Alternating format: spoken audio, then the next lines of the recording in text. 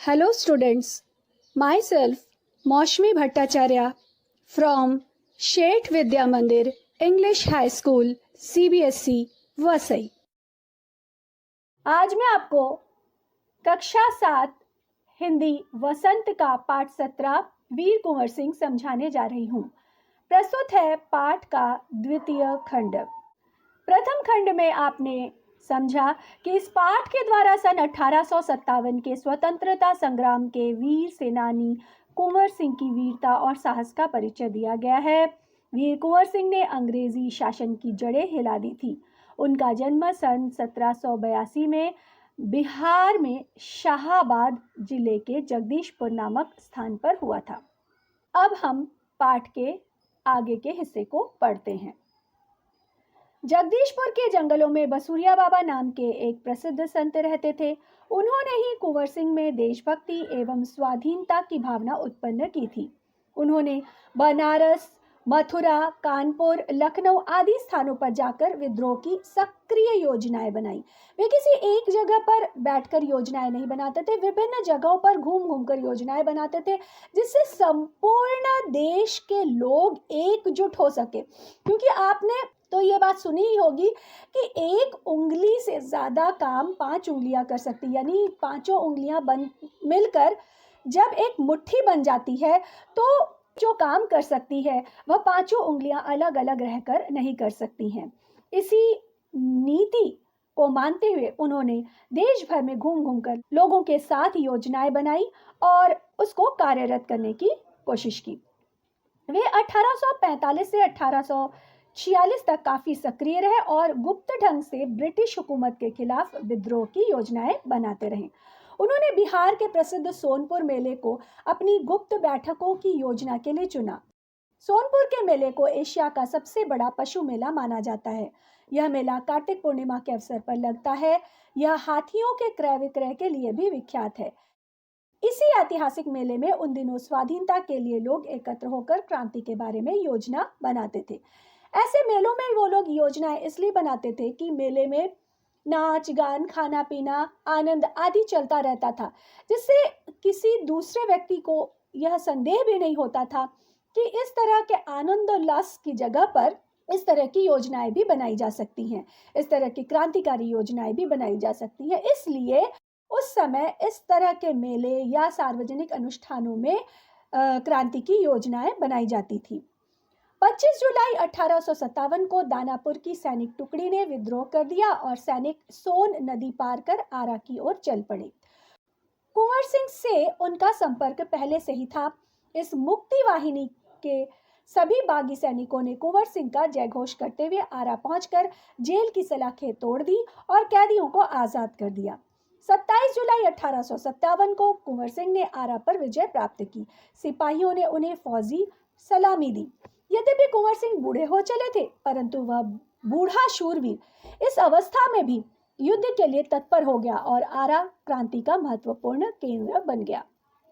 बच्चों, आप यहाँ पर कुंवर सिंह के जीवन से यह सीख ले सकते हैं कि आयु अर्थात आप बच्चे हैं या आप जवान हैं या आप बूढ़े हैं, यह किसी भी क्षेत्र में बहुत बड़ी बात नहीं होती है।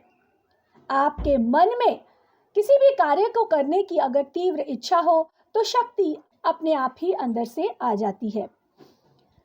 दानापुर और आरा की लड़ाई की ज्वाला बिहार में सर्वत्र व्याप्त हो गई थी, लेकिन देशी सैनिकों में अनुशासन की कमी, स्थानीय जमींदारों का अंग्रेजों के साथ सहयोग करना एवं आधुनिकतम शस्त्रों की कमी के कारण जगदीशपुर का पतन रोका न जा सका। 13 अगस्त को जगदीशपुर में कुंवर सिंह की सेना अंग्रेजों से परास्त हो गई, किंतु इससे वीर कुंवर सिंह का आत्मबल टूटा नहीं और वे भावी संग्राम की योजना बनाने में तत्पर हो गए। वे क्रांति के अन्य संचालक नेताओं से मिलकर इस आजादी की लड़ाई को आगे बढ़ाना चाहते थे। कुंवर सिंह सासाराम से मिर्जापुर होते हुए रीवा, कालपी, कानपुर एवं लखनऊ तक गए। लखनऊ में शांति नहीं थी, इसलिए बाबू कुंवर सिंह ने आजमगढ़ की ओर प्रस्थान किया। उन्होंने आजादी की इस आग को बराबर जलाए रखा। उनकी वीरता की कीर्ति पूरे उत्तर भारत में फैल गई। कुंवर सिंह की इस विजय यात्रा से अंग्रेजों के होश उड़ गए। कई स्थानों के सैनिक एवं राजा कुंवर सिंह की अधीनता में लड़े। उनकी यह आजादी की यात्रा आगे बढ़ती रही।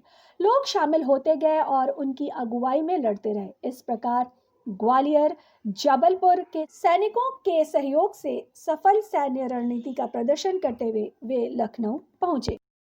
इस प्रकार आप देख सकते हैं कि आयु तो उनकी काफी थी, वे बूढ़े हो गए थे, परंतु फिर भी उनके अंदर अपने देश को स्वतंत्र करने का जो जोश था वह किसी भी युवक से कम नहीं था। अंग्रेजों से परास्त होने के बाद भी वे हारे नहीं, उन्होंने हार नहीं मानी।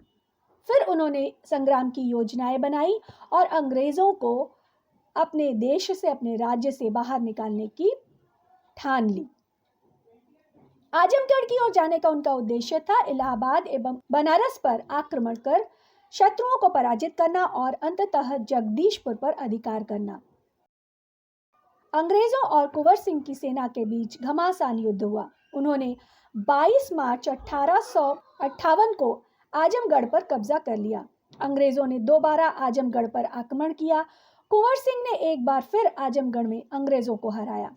इस प्रकार अंग्रेजी सेना को परास्त कर वीर कुंवर सिंह 23 अप्रैल 1858 को स्वाधीनता की विजय पताका फहराते हुए जगदीशपुर पहुंच गए। पाठ के माध्यम से आप यह देख सकते हैं कि पहली बार हारने के बाद अंग्रेजों से उन्होंने हार नहीं मानी। हार नहीं मानी का अर्थात उन्होंने मन से हार नहीं मानी।